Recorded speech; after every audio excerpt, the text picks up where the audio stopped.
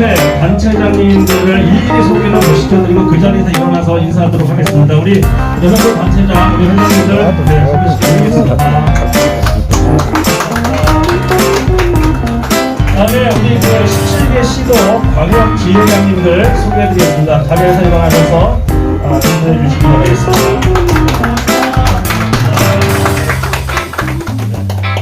이제 우리 그 단체장 대기투표 1등을 하신 우리 정세균 전 경북청장님께 인사 말씀을 듣도록 하겠습니다.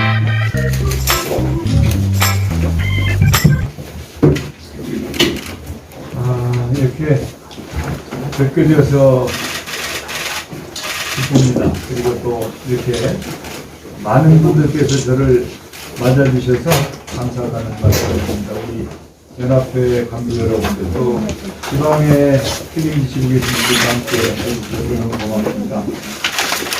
이제 코로나가 참 우리를 많이 괴롭혔죠.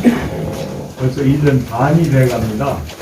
그간에 소상공인들이나 자영업자가 겪은 고통을 생각하면 정말 그 눈시울을 적시지 않을 수 없죠. 정말 많이 쓰셨습니다. 위로의 말씀을 드립니다. 그래도 그 소상공인들 그리고 자영업자들이 협조를 잘 해주셨기 때문에 K-방역이라고 하는 신화도 쓸 수 있게 되었고, 또 백신 접종도 순조롭게 진행이 되고 있기 때문에 아마도 조만간 우리는 집단 면역의 상태에 이를 것이고, 또 내수 경기가 살아나서 소상공인들이나 자영업자들이 좀 허리를 펼 수 있는 시기가 올 거라고 저는 확신을 합니다. 그간에 정말 애쓰겠다는 말씀을 드리고요. 저는 연초에 정부가 영업을 금지하거나 또 영업을 제한함으로 인해서 생기는 손실에 대해서는 국가가 보상하는 게 옳다라고 하는 말을 처음에 제가 했습니다. 그래서 손실보상제는 정세균표 정책이다 이렇게 되어 있죠. 그 후에 사실은 제가 이제 기재부의 반대에도 불구하고 중기부와 함께 기재부를 설득을 해서 손실보상제를 도입하기로 그렇게 정부 정책을 확정을 하고, 저는 3월 임시국회에서 손실보상제 입법을 성사시키려고 노력을 했는데 아직도 지금 이제 완결이 안 되고 있는 상황이어서 매우 답답하게 생각하고 있는 상황입니다. 하루빨리 손실보상제가 입법화가 돼야 된다고 하는 소신에는 변함이 없고, 또 그 법을 우리가 가지는 게 좋다 이렇게 저는 판단을 하고 있습니다. 4차 산업혁명 시대가 오고 있다고 합니다. 4차 산업혁명 시대는 이 실력의 우열에 따라서 그야말로 결과에 대한 차이가 극명해지는 그런 시대입니다. 경쟁이라고 하는 것은 피할 수도 없는 것입니다만은, 그러나 우리 세상이 경쟁에 의해서만 유지된다면 얼마나 살벌하고 힘들겠습니까? 그럼 약자는 죽으란 말입니까? 경쟁은 피할 수 없는 겁니다. 그렇지만 경쟁을 하되 약자에 대한 보호 대책도 함께 마련되는 따뜻한 사회가 정상적인 사회인 것이지, 약육강식의 정글의 법칙이 지배하는 그런 세상이 다른 세상이라고 저는 보지 않습니다. 4차 산업혁명 시대에는 그럼에도 불구하고 우리가 끊임없이 혁신을 해야 됩니다. 실력을 갖추기 위해서 최선의 노력을 다 해야 되죠. 특히 이제 국가적인 차원에서 보면 새로운 산업, 그 중에 아마 대표적인 것이 그 AI가 될 것입니다. AI가 4차 산업혁명 시대에 가장 중요하고 핵심적인 인공지능 이게 될 터인데, AI를 비롯해서 데이터나 네트워크나 또 미래차 시스템 반도체, 또 항공우주 산업, 또 신재생 에너지 등 참으로 많은 분야가 있는데, 이런 분야에 대해서 정부가 계속 규제를 하고 옥죄일 것이 아니고 네거티브 시스템으로 바꾸어서 이건 안 된다라고 하는 규정이 없으면 할 수 있는 그런 이 규제 혁신이 저는 필요하다고 봅니다. 그래서 기업은 혁신을 통해서 기술력을 갖고 실력을 키우고 또 정부는 혁신을 통해서 규제를 개혁함으로 해서 이 정부와 기업이 조화를 이루어서 4차 산업혁명 시대에 우리 대한민국이 선도경제로 나아가는 그런 주역이 되어야 된다는 것이 저의 초심입니다. 이렇게 함께 우리가 노력을 했으면 좋겠습니다. 지금 코로나 이전부터 시작된 양극화가 코로나를 겪으면서 더 심해졌습니다. 그래서 격차가 너무 커졌습니다. 이 격차가 커지면 상대적으로 상실감을 느끼게 되는 것이고 꿈과 희망을 갖기 어렵게 됩니다. 그런 차원에서 격차를 완화하기 위한 노력이 절대 필요하다. 그렇게 해야 할 때 우리 대한민국이 강한 대한민국이 될 수 있다고 저는 확신을 합니다. 앞으로 혁신을 통해서 선도 경제로 가고 그래서 경제도 강해지고 결과적으로 대한민국이 강한 그런 꿈을 우리가 함께 현실이 되도록 노력을 했으면 하는 바람을 가지고 오늘 여러분들을 찾아뵈었습니다. 아마도 조만간 이제 우리가 주름살을 좀 펼 날이 오지 않겠는가 이렇게 기대를 하면서 오늘 여러분들의 말씀을 좀 경청하고 싶습니다. 감사합니다. 우리 소상공인들이 듣고 싶어 하는 말씀을 다 해주신 것 같아요. 이따 간담회가 어떻게 진행할지 좀 예상이 되고 있습니다. 우리 소상공인연합회 배동훈 회장님의 인사 말씀이 있겠습니다. 네, 안녕하세요. 우리 소상공인연합회 방문해 주신 우리 정세균 총회님께 너무 진심으로 감사드립니다. 오늘 굉장히 뜻깊은 것 같아요. 저희들이 여의도 사무실 운영한 지가 이제 1개월 이제 아직 정리가 좀 덜 된 상태에서 우리 전 총리님, 정세균 총리님을 모시고 또 최근 6월 달에 저희들이 투어를 하면서 전국 조직을 다 지금 세팅을 새롭게 지금 하는 상태에서 오늘 첫 번째 간담회 겸또 총리님 모시고 저희 제국처럼 700만 소상공인의 희망 경제를 만들어 주실 분이다 생각을 하고 저희들이 프랭카드를 희망 경제 이렇게 했습니다. 코로나라고 굉장히 힘들다고만 하지만 그 어차피 불타고는 새롭게 우리 만들어내야 된다고 봅니다. 그래서 그게 우리 700만 소상공인들이 정신 차리고 또 훌륭한 리더가 대한민국에 이제 탄생하셔서 그분 정책과 또 저희들이 그 뜻에 따라서 정말 희망적인 경제를 만들어내는 저희들 일조할 준비를 지금 하고 있습니다. 오늘도 우리 김종 인천 서구 의원님께서도 저희 소상공인 쪽에 굉장히 관심이 많으세요. 저도 말씀을 많이 듣고 있고 또 우리 김성기 의원님 오늘 일정상 참석을 모셨지만 우리 전라북도 전주에 소상공인연합회 명예회장으로 계세요. 그래서 오늘 자리에 김종민 주말에서 역할을 하게 됐는데 사실 저희 소상공인들이 그동안에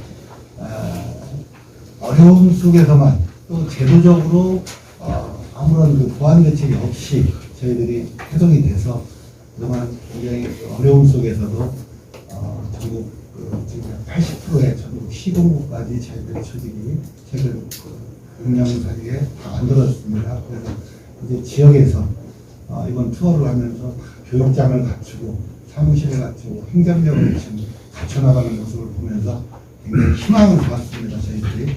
그래서 앞으로 모든 걸 그냥 때만 쓰고 요구만 하는 그런 소상공인들이 아니고 정말 정책이 있고 또 저희들이 소상공인을 연구하는 연구기관도 필요하고 이런 오늘 의견을 내주신 회장님들도 계시지만 그런 부분들 또 저희들이 아직은 이제 안정화가 덜 돼 있다 보니까 약간의 부협파함도 있습니다.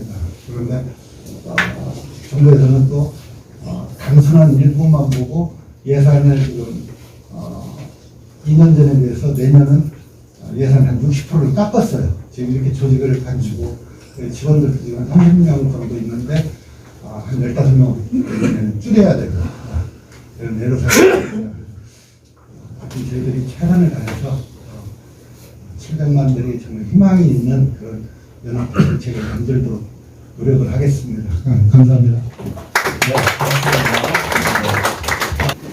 이제는 소상공인 현안 과제 건의, 코로나19 소상공인 손실보상에 대한 사항, 기타 소상공인 현안 정책과정 발굴 등을 위한 간담회를 진행하도록 하겠습니다.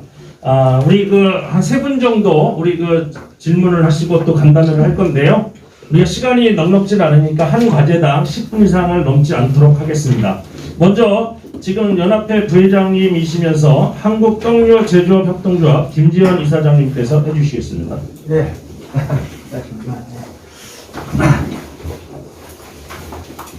저는 앞서 단체가 떡류협회 회장을 15년을 역임했습니다. 그런데 그때 무슨 일이 회장을 맡자마자 어떤 일이 있었냐면요. 삼립식품에서 땅은 파리바게트를 만들고 떡은 비즈를 만들었어요. 그래서 영세 떡류업자들이 살아남을 수 없는 그런 상황이 됐습니다. 근데 이걸 어떻게 헤쳐나갈까 연구를 했는데 또 우리가 부족한 게 뭐냐? 부족할 건 기술력, 마케팅 교육, 자본력 모든 것이 부족해요. 근데 우리가 충분한 게 뭐냐? 봤더니 현장 경험이에요. 그래서 저는 이 현장 경험을 통해서 현장 경험의 마케팅, 현장 경험의 기술 교육을 중점을 둬서 제가 개인적으로 강의한 것보다 4,000시간 정도로 강의되었습니다. 그래서 우리나라 떡류업계가 대기업을 이긴 최초 사례가 됐어요. 그래서 지금 비즈는 서양사람이 됐고 떡집들은 여러분 여기 보시면 알겠지만은 옛날에 그런 떡이 아니에요. 하얀 그런 떡집들이 됐습니다. 제가 이거 자랑으로 한 게 아니고 소상공인 연합회도 교육과 이런 기술 교육, 이런 마케팅 교육, 아까 전 총리님께서 말씀하신 AI 교육 이런 것을 통해서 경쟁력을 얼마든지 같이 높였습니다. 그래서 작년에 배동욱 회장이 체제가 출범될 때 그 목적이 뭐였냐고 그러면요. 그러한 소상공인 연합회를 만들려고 했었어요. 그런데 비대위라는 사람들이 이걸 다 망쳐버렸어요. 그래서 저는 오늘 여기서 전 총리님께 건의하는데 소상공인 연합의 이런 교육과 이런 정책 개발, 이런 기술 개발을 할 수 있는 제도를 만들어 주시고 그것을 할 수 있도록 정부에서 지원을 해주신다면 소상공인 연합회는 훌륭한 협회로 그렇게 거듭날 수 있다 이런 말씀을 드립니다. 그래서 이러한 저희들의 제안에 대해서 총리님께서 좀 좋은 답을 해주시기를 기대합니다. 네, 감사합니다.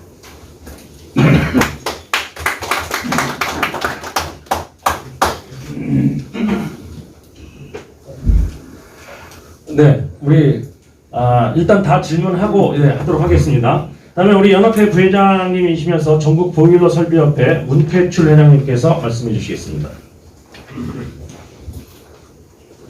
존경하는 정세균 전 총리님 반갑습니다. 저는 총리님을 산업통상자원부 장관 하실 때부터 저희 협회하고는 인연이 깊습니다. 저는 지금 소상공인연합회 부회장을 맡고 있고 전국 보일러 설비협회 회장을 맡고 있는 문태출입니다. 지난번에 총리님 여의도 사무실을 방문했을 때 그때 이현욱 의원님을 뵙고 김교홍 의원님은 저희 협회의 현안에 대해서 많은 해결책을 제시해 주셨습니다. 그때 제가 말씀드린 것이 이는 두 분이 300명 국회의원 중에 150명만 된다면 나라가 달라질 것이다. 이렇게 제가 말씀을 드렸어요. 정말 훌륭하신 참모님을 가지시고 이렇게 후보로 꼭 당선되시기를 저희들은 두 손 모아 빌겠습니다. 저희들도 힘을 쓰겠습니다. 저희 소상공인 연합은 내용을 좀 겪고 있습니다만은 이 700만이 한솥에서 화합하고 커뮤니케이션을 해서 성장을 시킬 의무가 있습니다. 그리고 기필코 그렇게 해 나갈 것입니다. 그래서 정부가 재난지원금과 버팀목 자금 대출 등을 통해 코로나19로 피해를 입은 소상공인에게 도움을 주었습니다. 이와는 반대로 소상공인을 위해 존재하는 소상공인연합회 22년도 지원 예산은 21년도 예산 편성받은 금액의 50%가 삭감이 됐습니다. 총리. 그래서 저희 소상공인연합회는 소상공인과 관련된 유일한 법정단체로서 보조 지원 사업이 감액되면 소상공인을 보호하고 지원해야 할 국가의 책임이 호모해집니다. 이 예산은 저희 소상공인이 성장하는 과정에서 기초적인 살이고 양식인데 이것이 21년도 예산에 22년도가 반으로 줄어버리면 소상공인을 연합회를 유지하지 말라는 이야기와 똑같은 이야기가 됩니다. 그래서 이 문제만은 총리님에게 오늘 간곡하게 제가 말씀을 좀 올리려고 마음을 먹었습니다. 지원 예산의 감액으로 업종별, 지역별 애로사항 발굴, 지역 경제의 풀뿌리인 소상공인들의 민생 경제를 대변하는 소상공인의 주요 역할이 축소될까 굉장히 걱정이 됩니다. 그리고 소상공인의 의견을 중앙정부에 전달하는 중간 기관으로서 소상공인연합회가 공백이 생기지 않나 이렇게 생각합니다. 따라서 법정단체인 저희 소상공인의 22년도 예산 삭감이 철회되기를 진심으로 바라고 총리님께서 이걸 꼭 좀 관철시켜 주시면 저희 700만 소상공인이 한 울타리 안에서 우리가 펴고 있는 정책과 사업 영역을 우리가 성공적으로 해나가지 않을까 이렇게 생각합니다. 아무쪼록 소상공인 연합회는 소상공인 간 네트워크를 활성화하고 소상공인 경제적 지위 향상과 국민 경제 균형 발전을 도모하기 위해 항상 노력해 왔습니다. 그리고 정부의 예산 삭감안이 철회되어 소상공인의 역할을 제대로 할 수 있게 꼭 간곡하게 부탁을 드리고 소상공인을 대변하는 단체로서 저희들도 저희 역할을 다 하도록 최선을 다하겠습니다. 대단히 감사합니다. 감사드립니다. 네, 마지막으로 우리 그 협회 부회장님이시면서 대한안경사협회 김정선 회장님께서 해주시겠습니다. 네, 총리님 안녕하십니까? 저는 대한안경사협회 협회장 김정석입니다. 오늘 귀한 시간 내셔서 저희 소상공인연합회를 방문해 주신 총리님께 다시 한번 감사하다는 말씀을 올립니다. 저는 뭐 정책 건의라기보다 기조 형태의 말씀으로 한 말씀을 올리고자 합니다. 우리 총리님께서도 잘 아시다시피 최근 우리 700만 소상공인들의 고충은 정말 말로 다 표현이 안 될 만큼 어렵습니다. 아까 손실보상제부터 우리 총리님께서는 대부분 그런 사안에 대해서는 이해를 하시고 계신다고 생각을 하기 때문에 포괄적인 형태의 내용으로 한 말씀을 올리고자 합니다. 최근 시대적 환경은 모든 분야에 큰 변화를 요구하고 있으며 각자가 변화에 적응을 하려고 노력을 해야 되는 것도 저희 소상공인들은 대부분 일정 부분 이해를 하고 동의를 하고 있습니다. 그렇다고 하더라도 국가는 우리 독과점 형태나 또는 대기업 집중형 정책을 통해서 사회적 이윤도 상위로 편중이 되고 눈에만 보이는 가시적 성과를 위해서 정부가 우리 사회의 바탕을 지탱하고 있는 우리 700만 소상공인들을 외면해서는 절대로 안 된다는 생각을 저희들은 하고 있습니다. 대부분이 오프라인 운영 형태를 취하고 있는 우리 소상공인들을 요즘 많이 아프게 하고 있는 한 부분이 온라인 유통과 관련된 부분일 것입니다. 국가가 해야 될 일은 약육강식의 사회적 환경의 조성이 아니라 저희 소상공인들과 공생의 대안이 되는 정책이 추진되어야 한다고 저희들은 굳게 믿고 있습니다.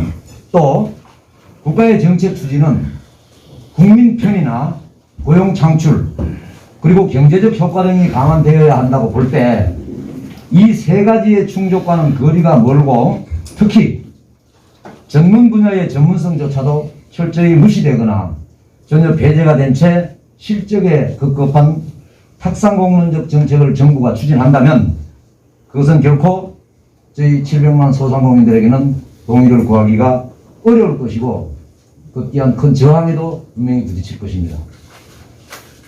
우리 존경하는 총리님께서 꼭 대통령에 당선이 되셔서 저희 소상공인들이 행복해질 수 있는 정책을 많이 펼치시는 대통령이 되어 주시기를 고대하겠습니다.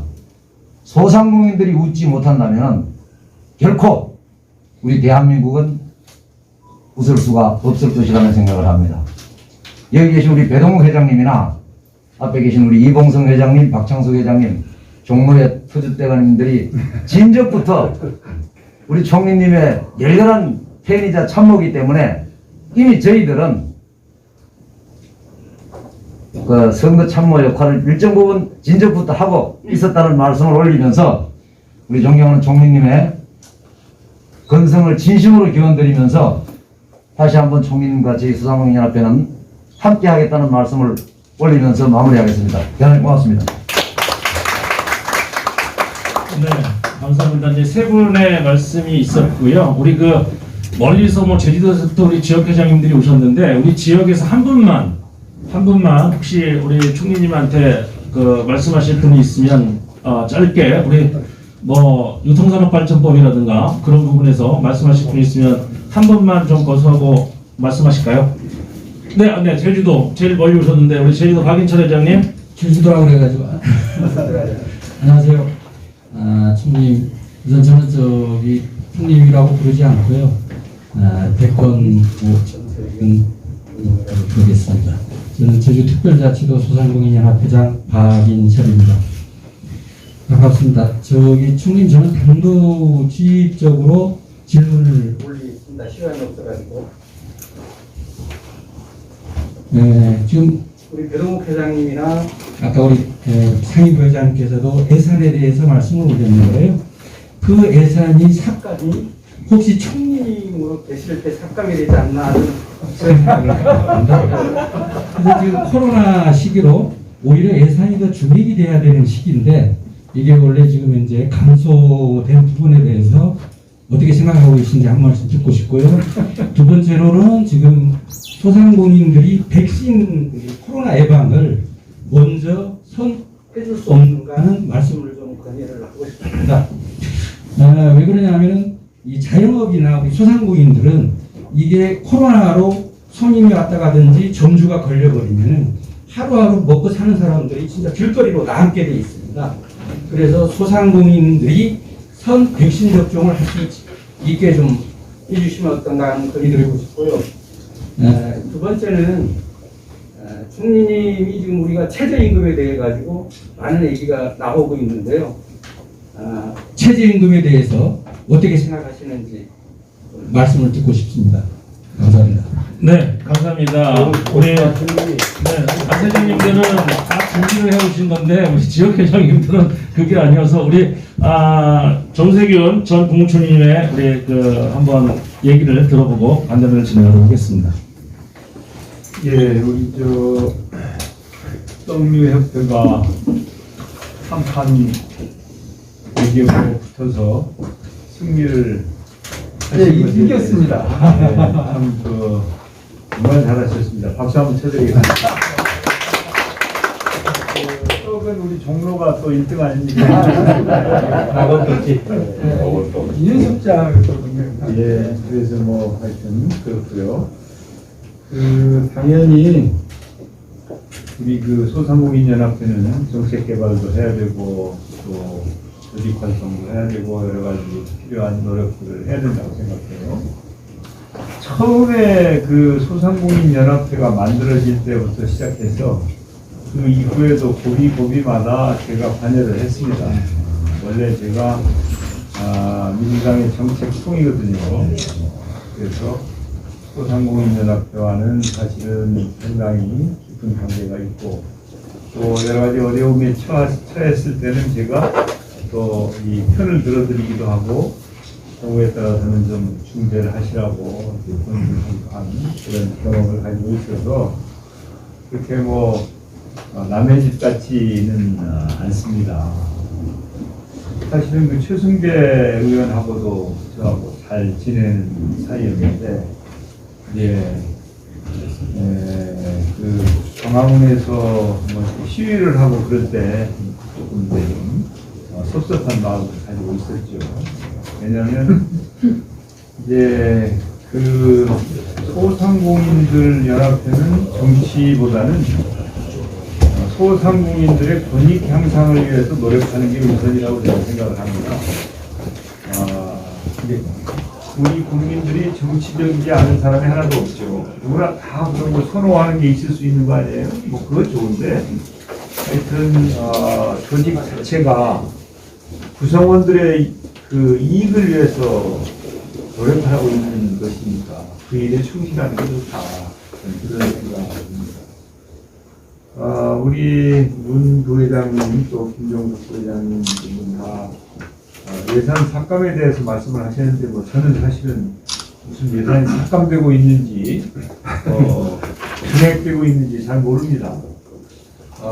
우리 곽인철 제주회장님이 네가 깎은 거 아니냐. 오늘 여기 와서 들었으니까 여러분들이 이제 예산 프로세스가 이렇게 되는 겁니다. 어떻게 되는 거냐면 각 부에서 예산안을 편성을 해가지고 그걸 가지고 기재부 예산실하고 협상을 합니다.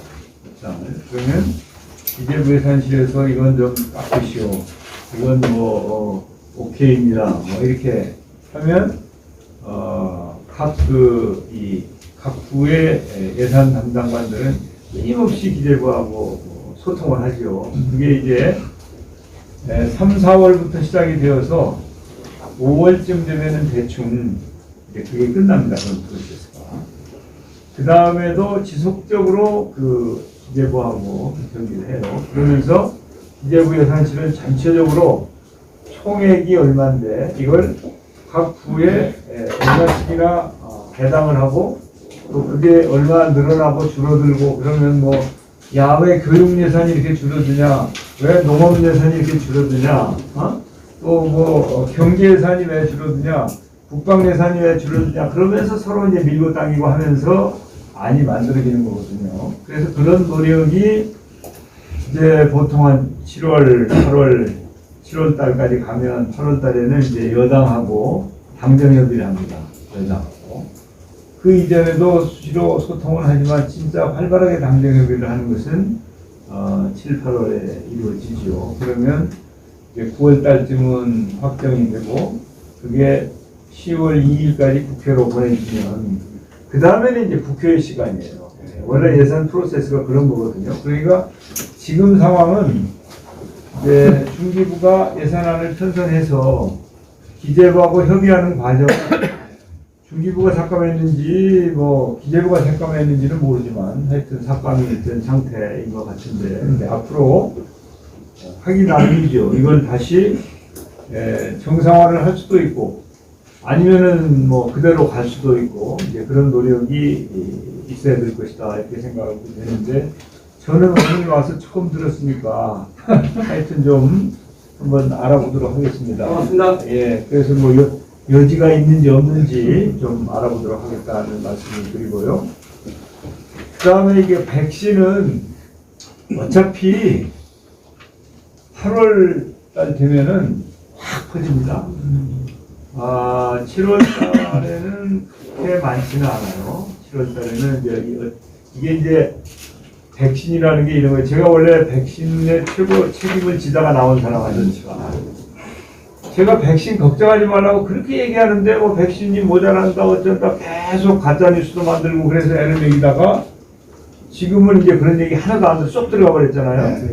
그래서 원래 6월 말까지 1200만 명 이상 접종하겠다고 그랬는데 뭐 1500만 명이 넘었으니까 벌써. 예. 근데 이 분기별로 이 사람들이 약속을 해요. 이제 대부분의 이 제품은 바이어가 가만히니까 바이어가 셀러는 판매하는 사람 을이고, 그런데 백신은 셀러 국제적으로 이걸 물건을 백신을 만들어서 공급하는 이 사람들이 그 갑이에요.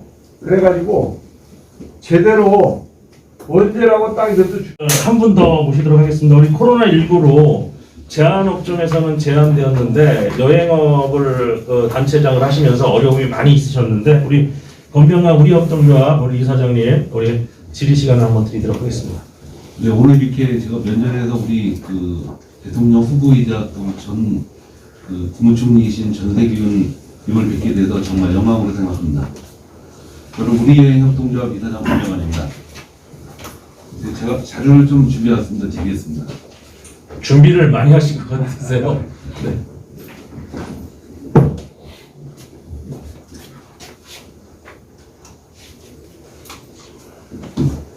코로나19로 무척 어려운 업종 중에 한 곳입니다. 우리 소상공인연합회가 이런 업종들을 대변할 수 있는 우리 단체입니다.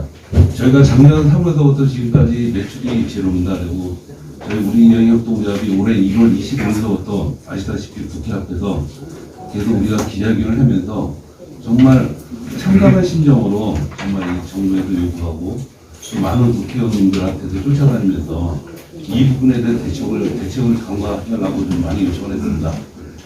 현재 심정은 정말 철삽에서 비 오기만을 기다리는 그런 심정으로 지금 있습니다. 모든 사람들이. 그 뭐냐면은 어쨌든 천사백에 비가 와야 되는데 비가 안 오고도 할 수 있는 방법이 간정을 뚫던가 아니면 물을 갖다 대야 되지 않습니까? 나는 그 부분은 정부가 해줘야 된다고 생각합니다. 이런 부분. 오늘도 몇 분을 만났는데 우리 여행업계에 있는 분들이 몇 분이 돌아가셨다는 얘기를 하더라고요.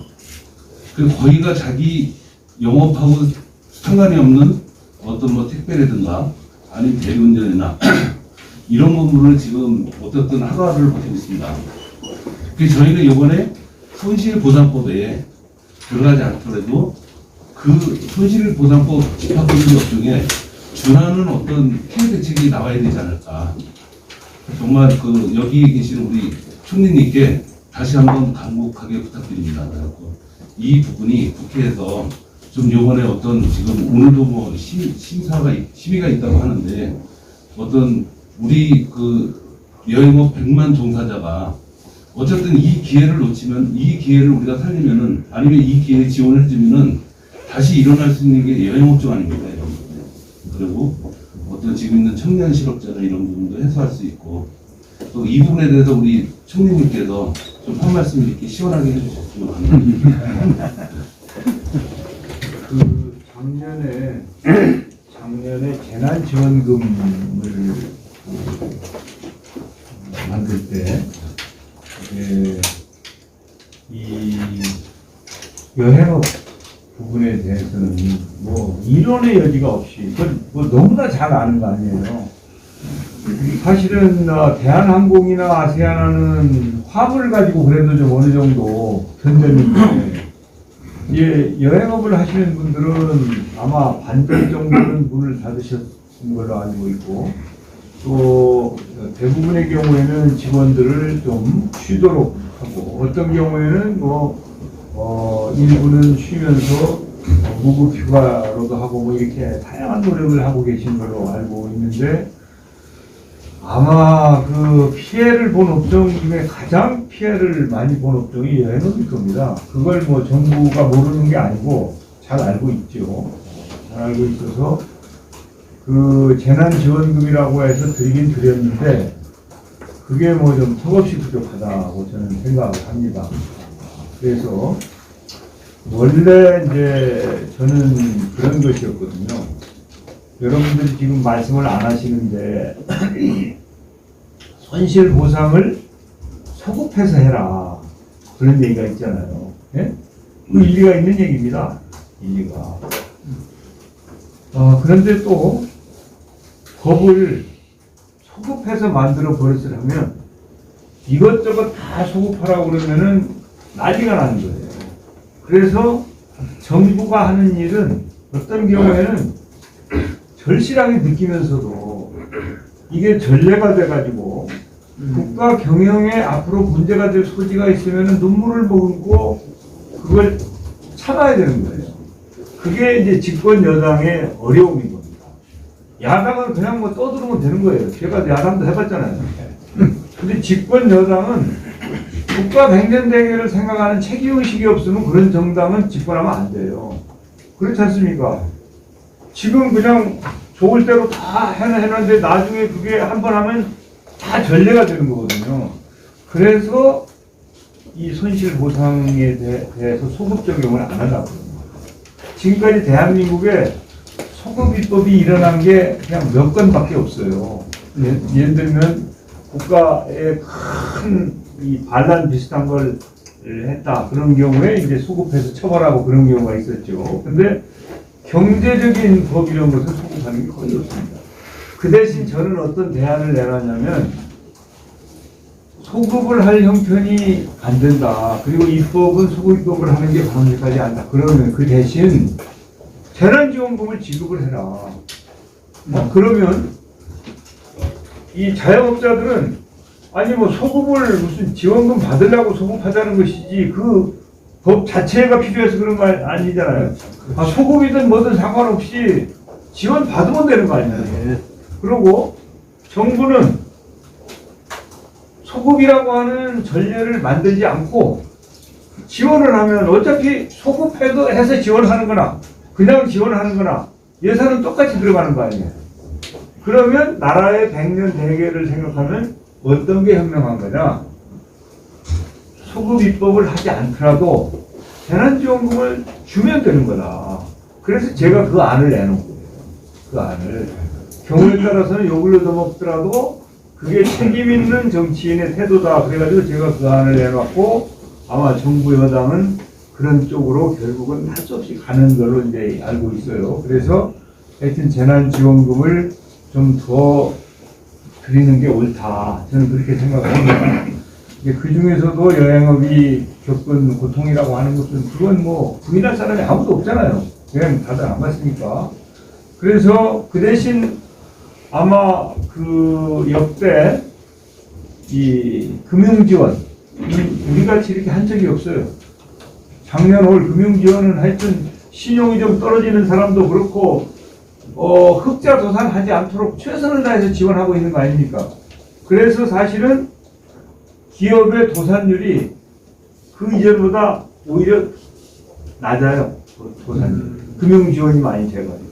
그 대신 그게 다 빚이니까 이제 나중에 걱정이긴 하죠. 그렇지만은 사업이라고 하는 게 좀 경기가 좋아지면 금방 우리가 다시 리카바할 수 있는 거 아니에요. 그래서 저는 그렇게 얘기를 하는 거예요. 재정 적자에 대해서 걱정을 하는 국민들이 많습니다. 이게 지금 재난지원금이라는 게 다 빚내서 드리는 거거든요. 국채 발행해가지고. 아니 나라 살림을 생각해야지 그렇게 빚을 늘리면 어떻게 하냐. 그 말이 일리가 있는 듯 하지만 저는 뭐라고 얘기를 하냐면 지금 자영업자들의 부채가 원래 2017년에 한 1300조 정도 됐어요. 지금은 1900조까지 올라갔어요. 1900조까지. 그래서 만약에 이분들이 도산을 하면 어떻게 되냐. 망하면 은행이 돈을 띄게 되잖아요. 은행이 돈을 띄게 되죠. 그러면 이제 금융부실이 문제가 생길 수 있어요. 또 어떤 문제가 생기냐면 여기서 일하던 사람들이 집에 가야 되잖아요. 일자리를 잃어버리죠. 또 그 업주도 실업자가 되는 거 아니에요. 그러면 이분들이 근로소득세를 낼 수 있습니까? 뭐 무슨 법인세를 낼 수 있습니까? 세금이 더 안 거치는 거 아니에요. 그러니까 국가의 세금을 아끼는 것도 좋지만 자영업자들이 다 망해버리면 나중에 누가 일자리를 제공하고 누구한테 세금을 받아서 운영을 할 거냐. 그러니까 지금은 정부가 예산을 통해서 재난지원금도 드리고 또 금융기관이나 소진공이나 뭐 신용보증재단 등을 통해서 이 금융 지원을 하면 살아남아 있으면 이 사람들이 경기가 좋아지면은 고용도 하고 세금도 내고 다 할 거 아니냐. 그때 커버되는 거 아니냐. 여러분들 한번 보세요. 금년 상반기 중에 원래 예정했던 것보다 세금이 30조가 더 들어와 있어요. 금년 상반기 중에 30조가 더 들어왔단 말이죠. 그러니까 경기가 활성화되냐 안 되느냐에 따라서 수십조가 왔다 갔다 하는 거예요. 그러니까 아니 누가 국민 세금 아까운지 몰라요? 다 알지. 그리고 재정이 건전한 게 좋은 것이죠. 국가에 빚이 없는 게, 개인도 빚이 없는 게 좋지만 국가도 빚이 없는 게 좋은 거예요. 그렇지만은 지금과 같이 이런 때에는 개인들이 망하지 않게 국가가 빚을 떠안아주는 거예요. 말하자면 재난지원금을 주고 뭐 금융지원을 하고 하는 것은 지금은 국가가 손해를 보는 것 같지만 장기적으로 보면 이득이라는 거예요. 장기적으로 보면.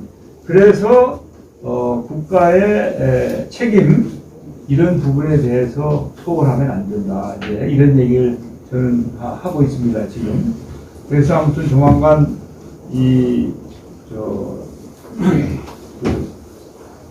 재난지원금 문제가 매듭이 지어진 터인데 지금 뭐 이렇게 실사구시적으로 나가야 돼요. 실용적으로. 지금 이념 투쟁해봤자 남는 게 있어요, 그게? 그 뭐이 남습니까?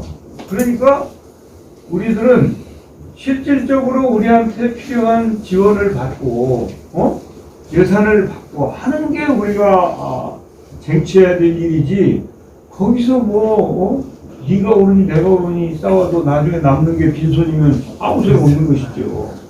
그래서 하여튼 열심히 정부가 여행업계에 대해서도 좀 제대로 지원을 할 수 있도록 좀 적극적으로 이 정부하고도 좀 말씀을 하시고 또 의회하고도 좀 말씀을 하시고 저도 좀 편을 좀 들어드리겠습니다. 국민의힘에서 오라레지 이쪽 더불어민주당에서 같이 되는 이 의원님들이 부담스러운지 없나 그래갖고 아니 그래도 그쪽으로만 가게 되세요 사람들이 요새. 근데 거기는 칼자루를 쥐고 있지가 않잖아. 그렇죠. 그러니까 저희가 항상 고민이 칼자루를 쥐고 떡을 나눠줘야지. 떡은 딴 사람 저쪽에서 나눠주는데 떡 나눠주는 떡이 없는 사람한테 가서 얘기 안 들으면 무슨 소용이 있어요. 우리 김재현 부회장님한테 가서 떡 하나라도 달라고. 감사합니다. 우리 지금 가장 솔직하고 소상공인을 이해하시는 말씀이었던 것 같습니다. 저희 소상공인들은 내년 대선에서 소상공인을 위한 정책, 소상공인을 가장 잘 이해하시는 분을 저희는 대통령으로 저희는 이제 뽑고 투표를 하도록 하겠습니다. 그래서 오늘 우리 정세균 전 국무총리께서 우리 연합회 소상공인들 단체장들의 마음을 다 얻으시지 않았나 봅니다. 아무튼 방문해 주신 거 감사드리면서요. 우리 배동우 회장님께서 우리 감사 말씀하시고 그다음에 우리 총리님께서 마무리 인사 말씀하시고 오늘 마치도록 하겠습니다. 역시 그 전문가라는 게 굉장히 중요한 것 같아요.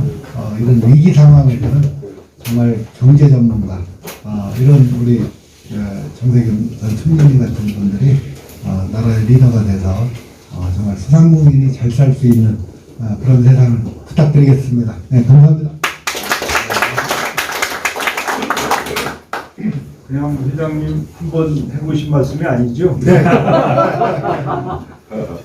제가 명색이 이제 경제 전문가입니다. 제가 저는 지금까지 정세균표 3가지 경제 정책을 가지고 있는 사람이에요.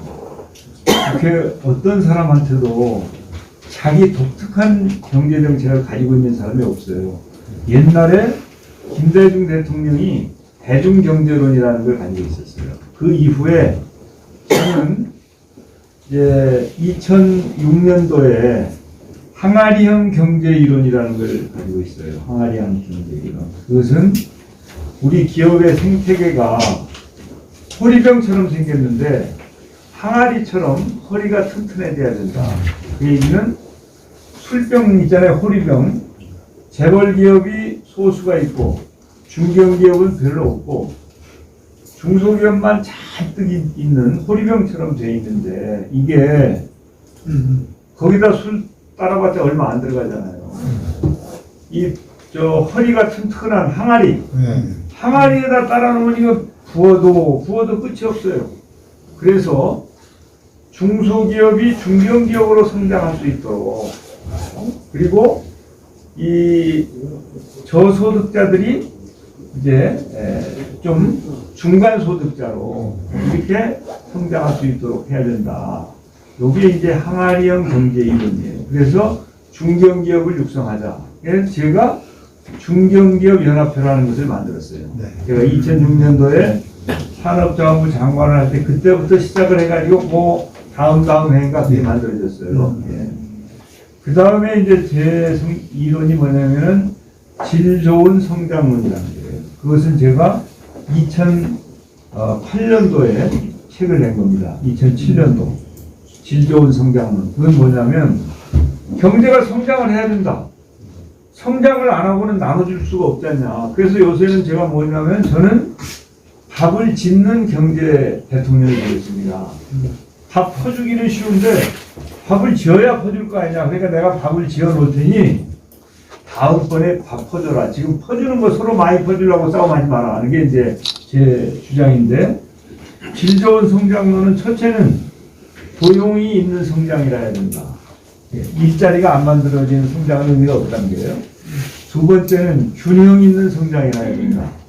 재벌만 막 크고 중소기업은 쫄쫄 굶는 이런 거 말고 같이 상생하는 그런 성장이어야 된다. 셋째가 혁신 주도의 성장이라 해야 된다. 이것은 기술력을 바탕으로 한 그런 성장이어야 되지, 인건비에만 의존하는 성장은 이제는 더 이상 의미가 없다. 실제로 우리 신세대들이 그런데 안 가자고 하지 않습니까? 요 성장론을 제가 2008년도에 낸 거예요. 2008년도에. 근데 지금도 맞는 말 아닙니까? 지금. 예. 그 다음에 2011년에 제가 분수경제론이라는 걸 내놨어요. 분수경제론. 이게 뭐냐면 처음에 분수라고 그러니까 분수를 알아야 된다 그렇게 생각하는 게 아니고, 요새 물 올라갔다 나오는 분수 있잖아요. 그때는 이제 이명박 정부 시절인데 낙수경제론이라는 게 나왔을 때예요. 여기다 물을 부으면 꽉 차면 이게 흘러내려서 이게 대기업이 잘 되면 여기서 흘러내려서 나중에는 중소기업한테도 기회가 돌아간다. 근데 대기업의 주머니가 어찌 크든지 이게 나오질 않는 거예요. 그래서 이건 안 되겠다. 그 대신 낙수가 아니고 분수경제로 가자. 그래서 경제성장의 원천이 소상공인과 자영업자들한테 나와서 이게 위로 올라가서 분수처럼 넓게 퍼지는 더불어 잘 사는 경제로 가자. 이것을 이제 분배를 좀 개선하자는 거예요. 그러니까 산업의 구조, 성장, 분배, 이렇게 삼박자의 정세균의 독특한 경제 이론을 가지고 있는 사람이에요. 저는 제가 학자는 아니지만. 그래서 이 질 좋은 성장론과 분수 경제론은 책이 있어요. 제 책을 발행을 해서 실제로 팔았어요. 네. 그래서 이 경제에 관해서는 그래도 제가 현장도 알고, 왜냐하면 제가 월급쟁이를 18년 동안 했습니다. 월급쟁이. 처음에 대학 나와가지고 기업에서 18년 있다가 정치에 입문을 했거든요. 그러니까 실물 경제도 알고, 그 다음에 석사하기도 하고, 박사하기도 하고. 근데 뭐 제가 박사인지는 사람들은 잘 몰라요. 저 혼자만 알아요. 그래서 경제하면은 정세균이죠. 그래서 제가 진짜 우리 대한민국이 강해져야 되겠고, 이 양극화를, 격차를 완화해서 경제가 활성화되는, 그래서 국민들이 모두가 강해지면, 지금은 소수의 부자만 강하고 그렇지 않은 사람들은 약한데, 이 사람들이 좀 같이 강해져야 되겠다. 그래서 강한 대한민국으로 가자는 게 이제 저의 생각입니다. 그래서 제가 좀 시간을 좀 많이 썼지만 원래가 다 끝날 시간이 됐네. 경청해 주셔서 고맙습니다. 감사합니다. 우리 정기변 공천위를 모시고 소상공인과 간담회는 모두 마치도록 하겠습니다. 오늘 참석해 주실 우리 단체장님 및 지역